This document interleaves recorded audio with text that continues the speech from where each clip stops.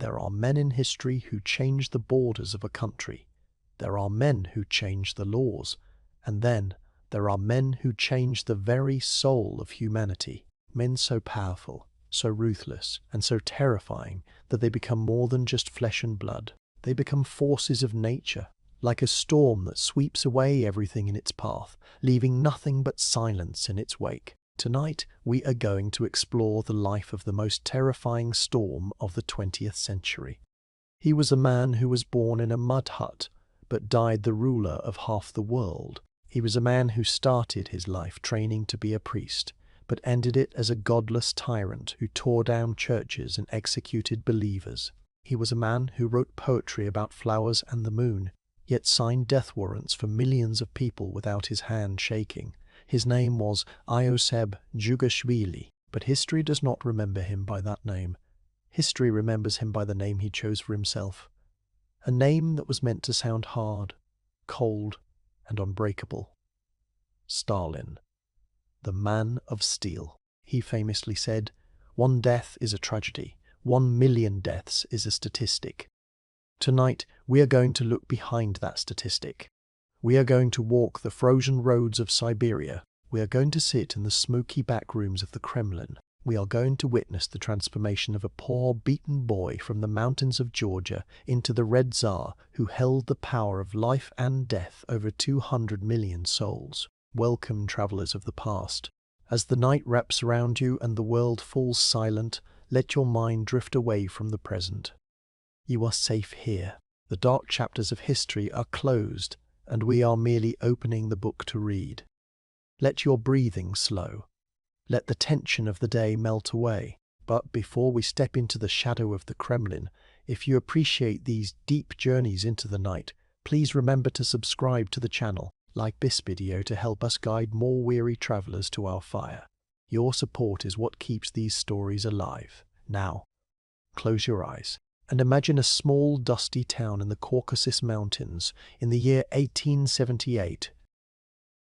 The story of the monster often begins with the story of a victim, and Joseph Stalin was, in the beginning, a victim. He was born in Gori, a rough, violent town in Georgia on the edge of the Russian Empire. His father was a cobbler, a man who made shoes, but he was also a drunkard, a man filled with rage and failure. Every night, the young Joseph would listen for the sound of his father's footsteps coming home. If the footsteps were heavy and stumbling, he knew pain was coming. His father beat him mercilessly. He beat Joseph, and he beat Joseph's mother. It was a childhood defined by fear. One friend from his childhood later said, "Those beatings made him as hard and heartless as a stone." But Joseph didn't break. He learned to endure. He learned that the world was a violent place, and the only way to survive was to be harder than the person hitting you. He also learned to hate authority. His father was authority, and his father was evil. Therefore, authority was something to be resisted, something to be overthrown. He was a small boy, frail and sickly. He caught smallpox at the age of 7, which left his face permanently scarred with pockmarks. Later, he was run over by a carriage, which damaged his left arm, leaving it stiff and shorter than the right. He was scarred, crippled, and poor.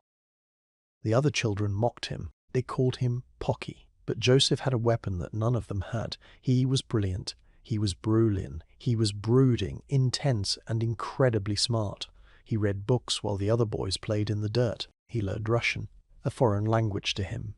He sang in the church choir with a voice so beautiful that people would stop on the street to listen. His mother, a pious, hard-working woman who loved him fiercely, had a dream for him.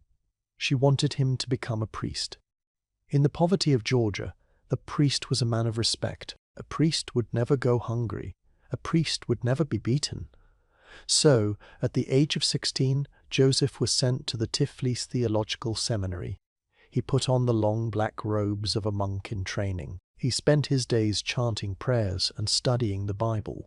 But inside the seminary, God was not the only thing being discussed.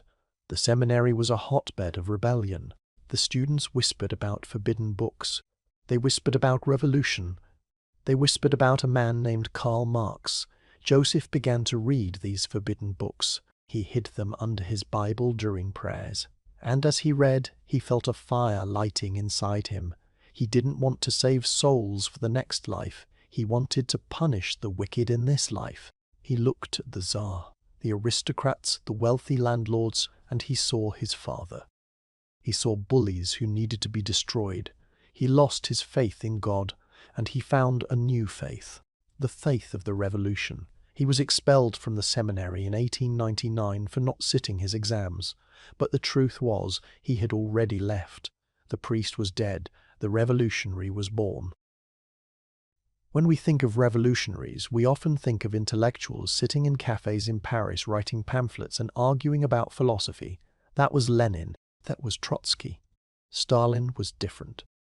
Stalin was a street fighter. For the next 10 years he lived in the shadows. He became a professional criminal for the Bolshevik Party. They needed money to fund their revolution, money for printing presses, for weapons, for bribes, and Stalin got it for them.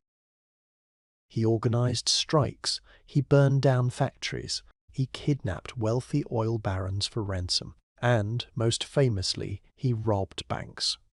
The Great Tiflis Bank robbery of 1907 is like a scene from a Hollywood movie. Stalin and his gang attacked a stagecoach carrying money to the Imperial Bank in the middle of the crowded city square. They used grenades and revolvers. 40 people were killed in the explosion. Horses were blown to pieces. It was a bloodbath.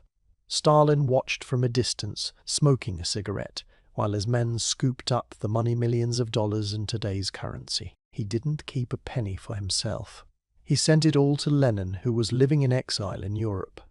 This is what made Stalin dangerous. He wasn't a thief who wanted to get rich. He was a fanatic. He slept in cheap boarding houses, wore the same dirty clothes for weeks, and ate peasant food. He didn't care about comfort. He cared only about the cause. But this life of crime came with a cost. He was arrested 7 times. He was exiled to Siberia 6 times. Siberia. The word itself brings a chill to the bone. Imagine being dragged thousands of miles from the warm sun of Georgia to a land of eternal winter. Stalin spent years in exile, living in tiny huts, fishing through holes in the ice, surviving on frozen fish and bread. The silence of the tundra changed him. It stripped away whatever humanity he had left. In exile, you learn to trust no one. You learn to watch your back. You learn that life is cheap. He became known as a man of few words. While other revolutionaries loved to make speeches, Stalin sat in the corner, smoking his pipe, listening, watching. He was the grey blur. The man no one noticed, until it was too late. One fellow exile remembered him years later. His eyes were yellow, like the eyes of a wolf, and when he looked at you, you felt like he was calculating exactly how much you were worth. By 1917, the world was on fire. World War I was destroying Europe. The Russian Empire was collapsing. The Tsar abdicated. The moment the Bolsheviks had been waiting for had finally arrived. Stalin returned from Siberia. He put on his boots, buttoned his military tunic, and walked into the chaos of the Russian Revolution. He was ready to claim his prize. If you are enjoying this dark history, please take a moment to subscribe. We upload new documentaries every week to help you sleep and learn. Leave a comment below. Do you think Stalin was born evil or made evil by his circumstances? We love to read your thoughts. Now, let us enter the halls of power. When the Bolsheviks seized power in October 1917, everyone knew the stars of the show. There was Lenin, the genius leader. There was Trotsky, the brilliant orator and commander of the Red Army. These were the men whose names were in the headlines. Stalin was in the background. He was given a boring job. He was made the general secretary of the Communist Party. To Trotsky and the intellectuals, this was a joke. General secretary. It sounded like a glorified clerk. It was a job for pushing papers, for filing records, for organizing meetings. They laughed at Stalin. They called him Comrade Card Index. But Stalin didn't mind being laughed at, because he understood something the intellectuals didn't. Power doesn't come from making speeches. Power comes from personnel. As General Secretary, Stalin was the man who decided who got promoted and who got fired. He was the man who decided who got a bigger apartment in Moscow and who got sent to a small town in the middle of nowhere. Slowly, quietly, month by month, year by year, Stalin filled the Communist Party with his own men. He appointed the local secretaries, the regional bosses, the police chiefs. He chose men who were not brilliant, but loyal. Men who owed their careers to him.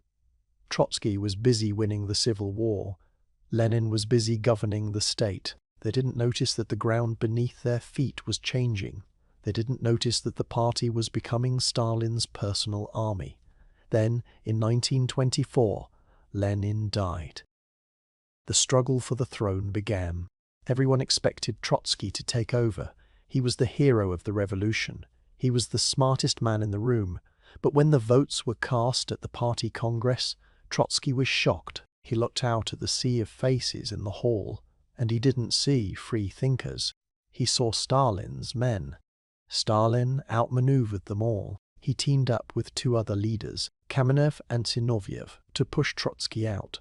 Then, once Trotsky was exiled, he turned on Kamenev and Zinoviev and pushed them out too. He played them off against each other like a master chess player. By 1929, the grey blur stood alone at the top of the pyramid.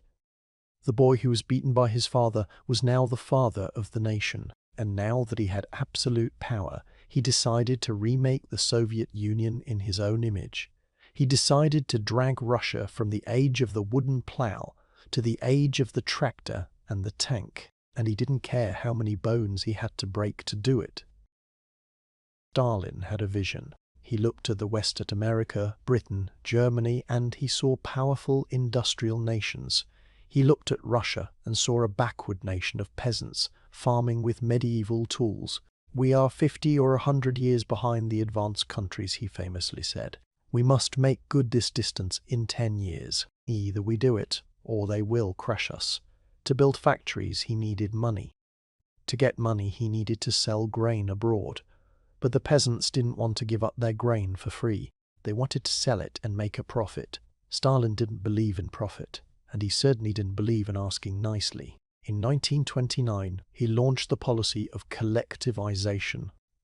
It is a dry, boring word, but in reality it was a war declared by a government against its own people. Stalin ordered that all private farms be abolished.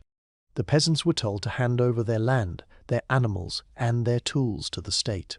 They were forced to join massive collective farms, where they would work for the government like employees. The peasants resisted. They had worked this land for centuries. It was all they had. In a desperate act of rebellion, they slaughtered their own livestock rather than hand them over to Stalin. They burned their crops. They killed the local party officials. Stalin's response was apocalyptic. He declared that the rich peasants whom he called kulaks were enemies of the people. But who was a kulak? There was no definition. If you had 2 cows instead of 1, you were a kulak. If you had a tin roof on your house instead of straw, you were a kulak. If the local party boss didn't like you, you were a kulak. The order went out: liquidate the kulaks as a class. Secret police units swept through the countryside. Millions of families were dragged from their homes in the middle of the night. They were packed into cattle cars, trains with no heating, no food, no water. They were dumped in the freezing wilderness of Siberia and told to build a new life with their bare hands. Hundreds of thousands died on the journey. Children froze to death in their mothers' arms. Old men died of exhaustion. But for those who remained in the villages, the horror was just beginning. Stalin was angry at the resistance. He decided to teach the peasants a lesson they would never forget. He decided to weaponize hunger. The year is 1932. We are in Ukraine, the breadbasket of Europe. The soil here is black and fertile, some of the best farming land in the world. But the fields are silent. The villages are ghostly quiet. There are no dogs barking, because the dogs have all been eaten. There are no birds singing, because the birds have been caught and cooked. Stalin set impossible quotas for grain. He demanded that Ukraine hand over more food than they could possibly grow. When they couldn't meet the quota, he sent in the activists. They went from house to house. They searched under floorboards. They stabbed the ground with iron rods. They took everything. They took the wheat for the next year's planting. They took the potatoes. They took the pickles in the jars. They took the last loaf of bread from the table. Then they sealed the borders. No food was allowed in. No people were allowed out. The result was the Holodomor, the terror famine. It is a scene from hell. People began to swell up from hunger. They ate grass. They ate tree bark. They ate their leather boots. And then, when there was nothing left, the madness set in. Parents looked at their children not with love, but with hunger. Neighbors hunted neighbors. Cannibalism, the ultimate taboo of humanity, became common. In Moscow, Stalin denied that there was any famine. He refused international aid. He exported grain to Europe while his own people were eating dirt. When officials wrote to him begging for help, he called them soft and accused them of making up stories. To eat your own children is a barbarian act, one official wrote. Stalin's reply was silence. To him, the peasants were not people, they were obstacles, and the famine was a tool to break them. By the time the harvest came in 1933, nearly 4 million Ukrainians were dead. Stalin had won the war. The peasantry was broken. The collective farms were established. He had built his industry, but he built it on a foundation of bones, and yet, in Moscow, the music played on. Stalin was hailed as a genius. The newspapers printed photos of him smiling with children, holding bouquets of flowers. He was the gardener of human happiness. But the gardener was not done pruning. He looked at the party. He looked at the army. He looked at his old friends, and he began to wonder. Are they loyal? The famine was over, but the Great Terror was about to begin. By the mid-1930s, Stalin was the unquestioned leader of the Soviet Union. His face was on every wall. His name was in every song. But deep inside the Kremlin, behind the thick red walls, the man himself was not satisfied. He was a student of history. He knew that revolutions often end with the leader being assassinated by his own friends. Julius Caesar was stabbed by Brutus. Robespierre was guillotined by his fellow revolutionaries. Stalin looked to the men around him, the old Bolsheviks who had fought alongside Lenin. He saw men who remembered him when he was just Pocky, men who knew he wasn't a god, but just a man, and he decided that as long as they were alive, he was not safe. In 1934, a popular party leader named Sergei Kirov was shot dead in Leningrad. It was the spark Stalin needed. He declared that there was a massive conspiracy to kill him. He declared that the country was full of spies, saboteurs, and traitors. The Great Terror began. It was a time of madness. Every night, the Black Marius, the secret police cars, prowled the streets of Moscow and Leningrad. They didn't just arrest politicians. They arrested engineers, writers, teachers, and factory workers. The quota system returned. But this time, the quotas weren't for grain. They were for people. Stalin would send a list to a local police chief. Arrest 5,000 enemies in your district. Execute 2,000. The police chief, terrified for his own life, would often write back, I have found 6,000. Can I execute 3,000? It was a competition of loyalty, written in blood. Then came the show trials. The world watched in shock as the heroes of the revolution men who had founded the Soviet Union stood up in court and confessed to impossible crimes. They confessed to being spies for Japan, for Britain, for Germany. They confessed to trying to poison the food supply. Why did they confess? Because Stalin knew their weak points. He threatened their wives. He threatened their children. He broke them in the dungeons of the Lubyanka prison until they were ready to say anything just to make the pain stop. Stalin signed the death lists daily. He would sit in his office, drinking tea, listening to classical music, and circling names in red pencil. On one single day, he signed 3,167 death warrants. He didn't just kill the politicians, he killed the army. In a move that historians still struggle to understand, Stalin executed 3 of his 5 marshals, 13 of his 15 army commanders, and thousands of officers. He wiped out the brain of the Red Army. He was like a surgeon cutting out his own organs to cure a phantom disease. And he was doing this just as the dark clouds of war were gathering over Europe. In Germany, another dictator had risen, Adolf Hitler. A man who hated communism as much as he hated Jewish people. A man who had openly written in his book, Mein Kampf, that he wanted to destroy Russia and enslave its people. Stalin watched Hitler, and strangely, he respected him. He saw a fellow strongman. Stalin knew the Soviet Union wasn't ready for war. He had just killed his best generals. His industry was still chaotic. He needed time.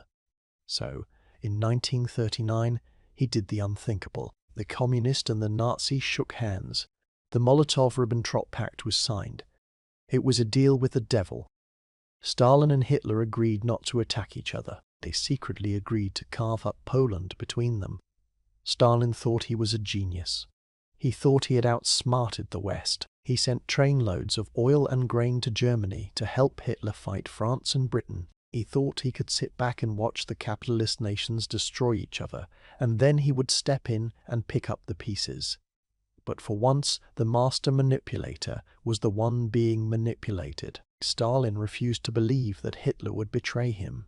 When his spies sent him urgent reports saying the Germans are massing on the border, Stalin wrote disinformation on the files. When a German deserter crossed the lines to warn them of the attack date, Stalin had him shot for spreading panic. He was blinded by his own arrogance. He believed that only he understood the game. June 22nd, 1941, 3:15 a.m. The sky over the western border of the Soviet Union turned fire red. 3 million German soldiers, thousands of tanks, and thousands of planes smashed into the Soviet Union. It was the largest invasion in the history of warfare.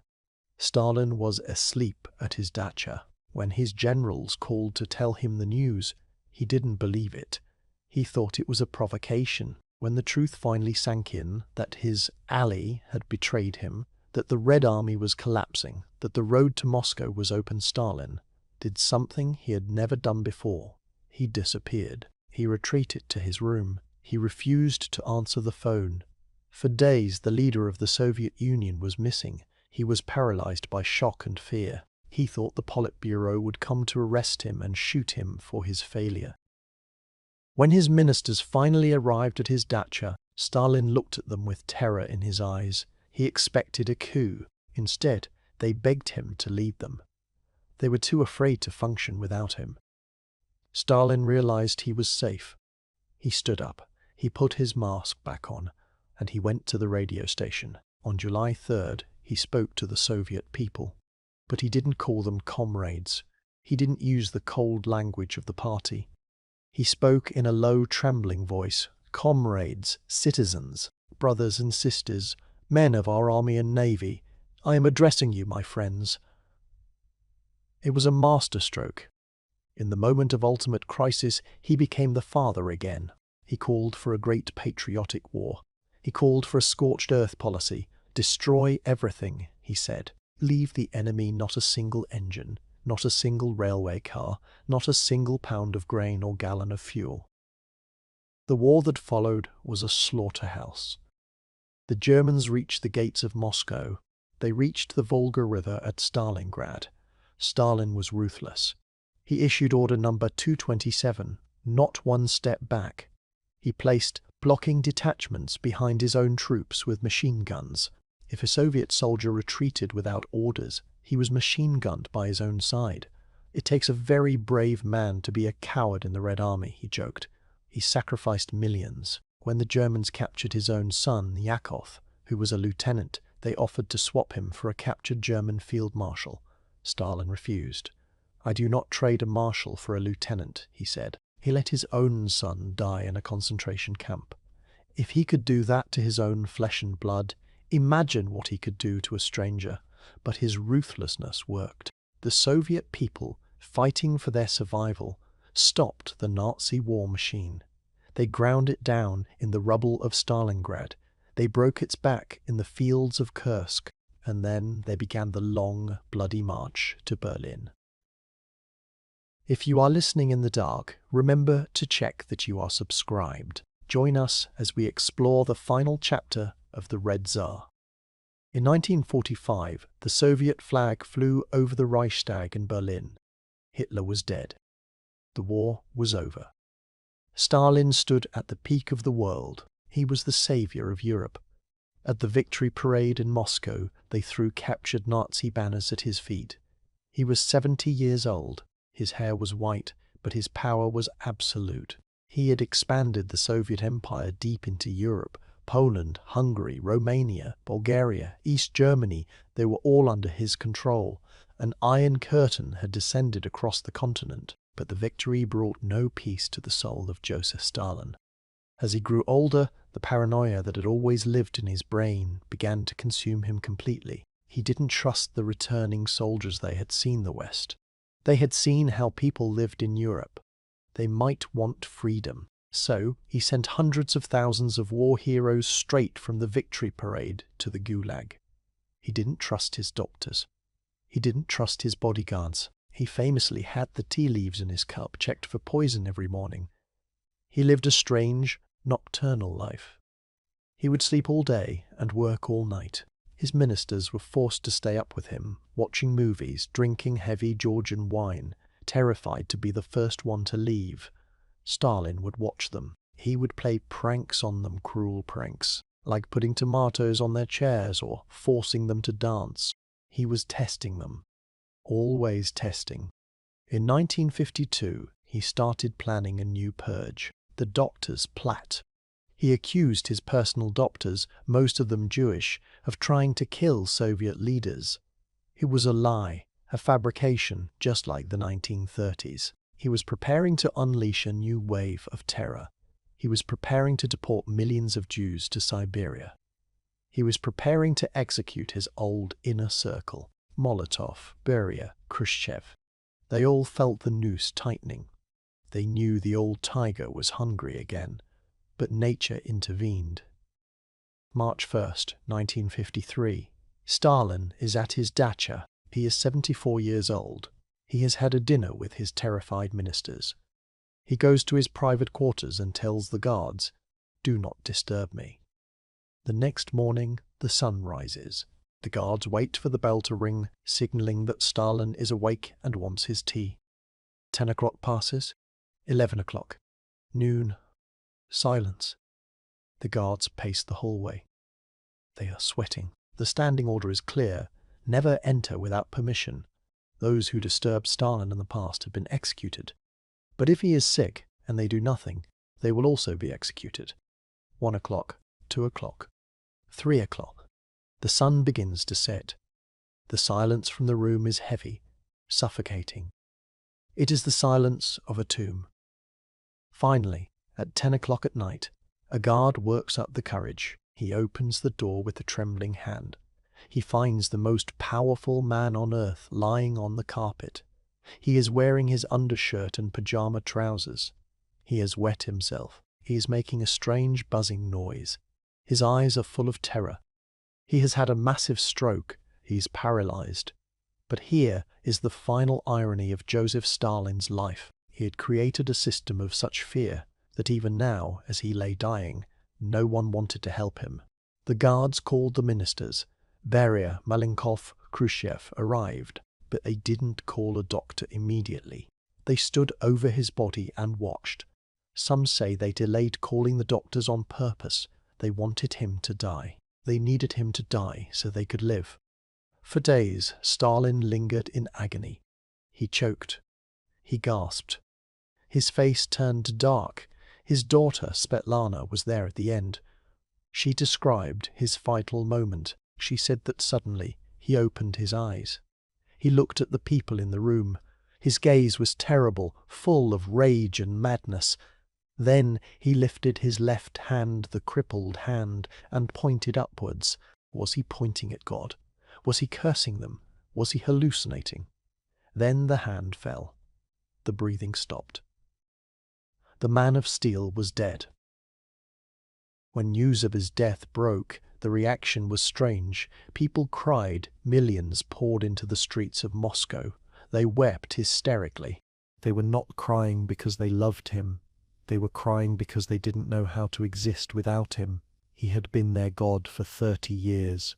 In the crush to see his body lying in state, hundreds of people were trampled to death. Even in death, Stalin was killing people. Today, history looks back on Joseph Stalin with a cold eye. We see the statistics: 20 million dead, maybe more. Dead from famine, dead from execution, dead in the camps. We see a man who took a peasant country and turned it into a nuclear superpower. He built thousands of factories, schools, and hospitals. He defeated Hitler. But the cost? The price was paid in human souls. Stalin proves a terrifying truth about humanity, that evil is not always a chaotic monster. Sometimes, evil is a man sitting at a desk, smoking a pipe, working 16 hours a day, signing papers that turn living, breathing people into dust. He built a pyramid of power, but the stones of that pyramid were gravestones. As you drift into sleep tonight, think of the silence of the snow in Siberia. Think of the silence of the room where the tyrants died. The storm has passed. The wind has stopped howling. The history books are closed on the man of steel. Thank you for joining us on this journey. If you found this story compelling, please remember to subscribe and like the video. It helps us bring these stories out of the dark and into the light.